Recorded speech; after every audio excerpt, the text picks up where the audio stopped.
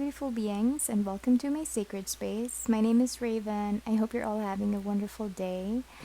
I just want to jump in real quick to do a video as a VR to V Love and Crystals for her Tarot and Tea Tuesdays theme or tag this week, which is your showcase your witch decks. And these are mine. I know it's not a lot, but yeah, let's just go ahead with it. So we're starting off with the Modern Witch Tarot. This is by Lisa Sturl, published by, look at that pretty, published by Liminal 11. It has this additional card.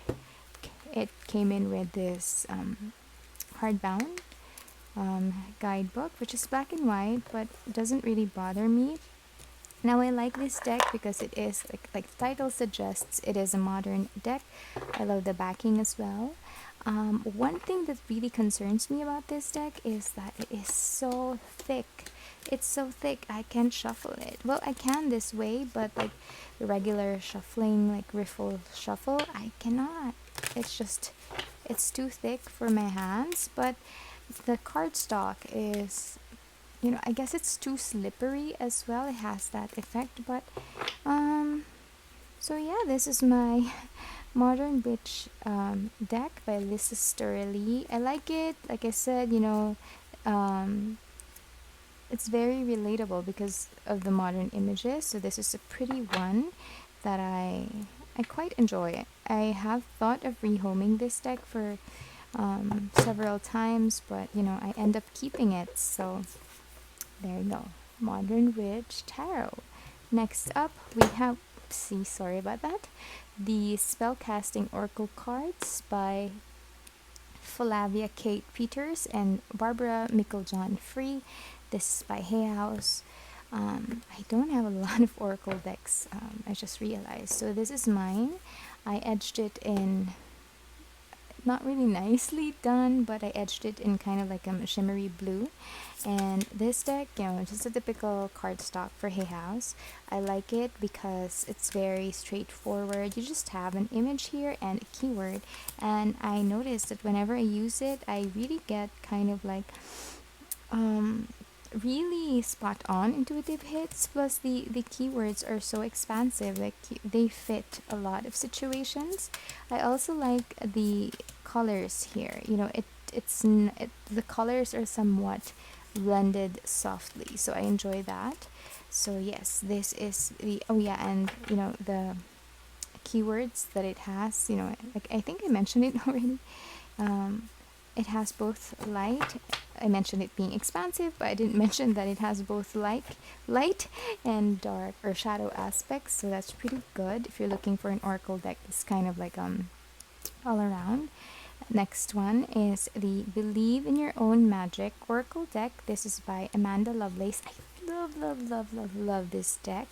Again, another modern style deck, in the images at least. Sorry. So, come on. That is the guidebook. Yes, it is the guidebook. So it came in with this thin guidebook. Very straightforward. Has a black and white inset of the image, the title, the card, a key phrase, and the meaning. So it's very straightforward, and this is actually a deck that you can use even without the guidebook. Well, most decks, if you're an intuitive reader, I'm pretty sure you can. But some decks, you might need to really go through the guidebook just to understand like the deeper meanings of the cards. But for this one, it's pretty straightforward. Cardstock is thicker, I guess, than the Hay House. It is matte, which I love, and the images are just lovely, very relatable. Oh, and one thing that really made me purchase this is the diversity, not just body, but even age diversity. I think it has it. Well, she looks young, but her hair color. So yeah, and I enjoy that, this is I don't know, somehow this feels like a very empowering deck. So yeah, this is pretty cool. I like it a lot. Look at that. even vitiligo, it's represented in this deck, and I think that's just really, really cool to be able to kind of like look at a deck or look at a bunch of cards and see yourself, being represented. I think that means a lot. Okay, so that is the Believe in Your Own Magic Oracle deck by Amanda Lovelace. Next up, come on. Oh, and very pretty backing with a tiara. Next up, we have the Pagan Tarot by Gina M. Pace. This is published by Los Carabeo. This is actually a very generous gift by Antiquarian Sense. So this is the guidebook. A lot of information here. I started reading it, but I haven't really finished it. This has a mixture of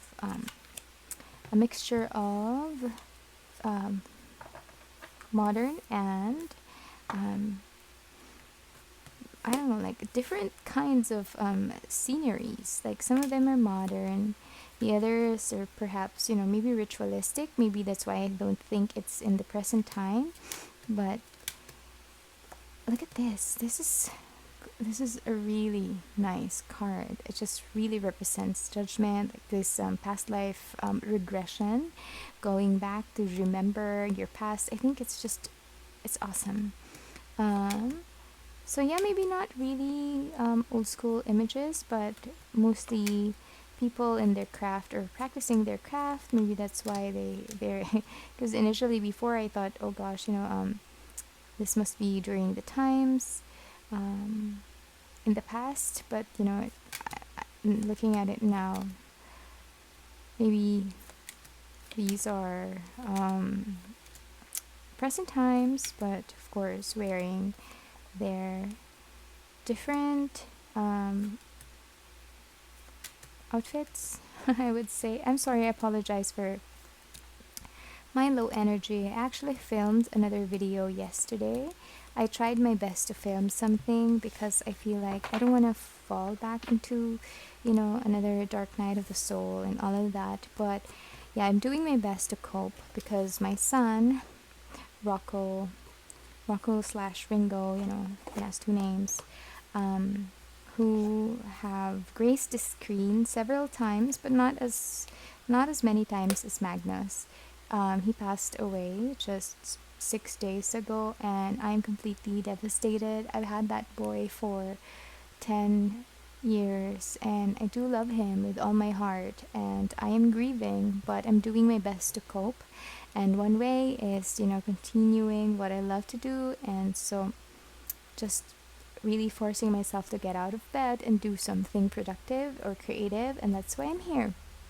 So, this is the Pagan Tarot by Gina M. Pace, published by Los Carabeo, and a gift by Antiquarian Sense.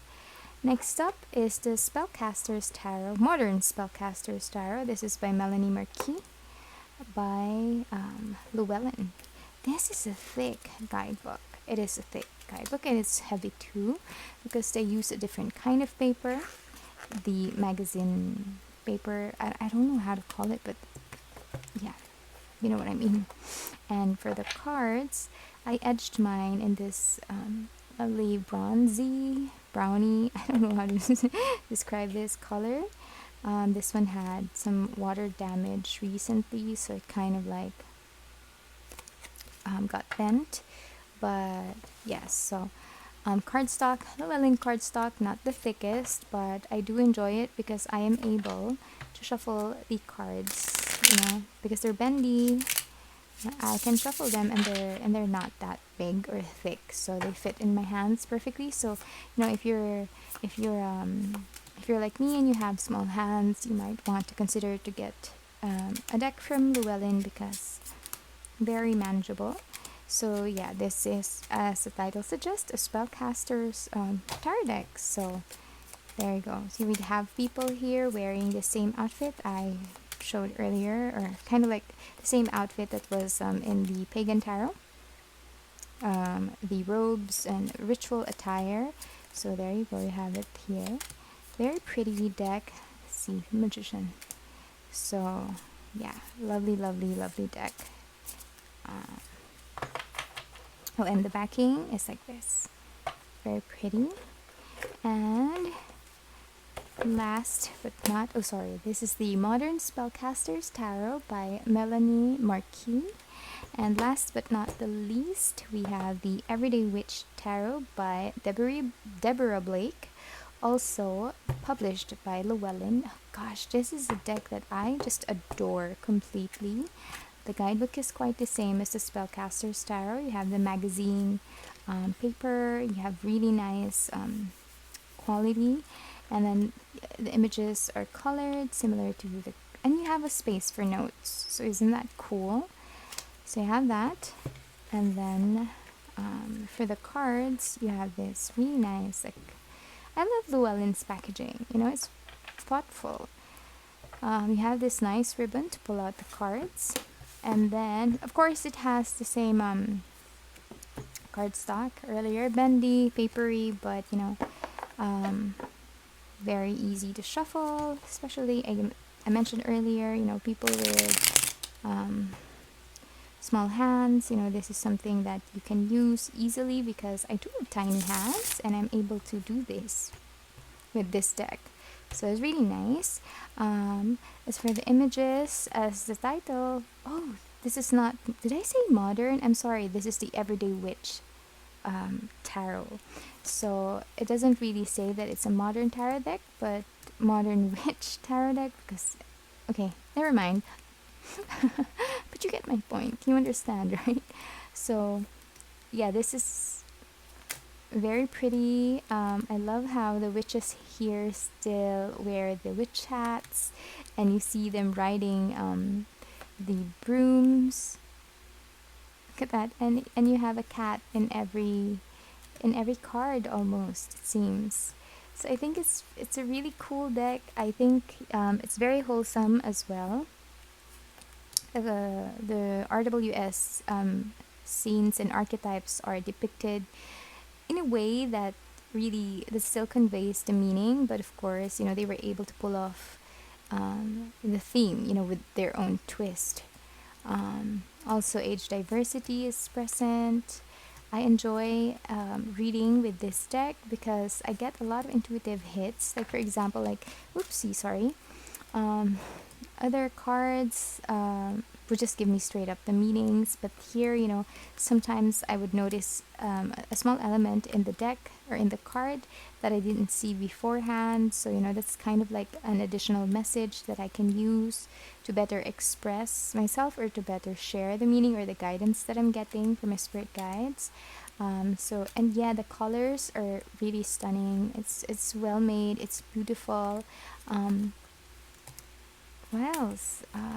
Yeah, that's it. It's a gorgeous deck. It's also perfect for beginners, I would say, because while it is not like a clone of the RWS system, it's very close. So there you go. The Everyday Witch Tarot by Deborah Blake. And it's wholesome too. Look at that, the devil card. There you go. Everyday Witch Tarot. Did I say Modern Witch? I apologize if I did. This is not the Modern Witch Tarot. So there you go. That's my collection of witchy decks. Let me know what you think. Which one of these decks do you have, or you would like to have? If you have questions, you can always leave me a message or a comment, and I do respond as soon as I am able. There you go. Thank you so much for joining me tonight and for having a look at my collection. Again, this is a VR to V Love and Crystals for her Tarot and Tea Tuesdays tag. Take care, guys, and I hope to see you again soon. Bye!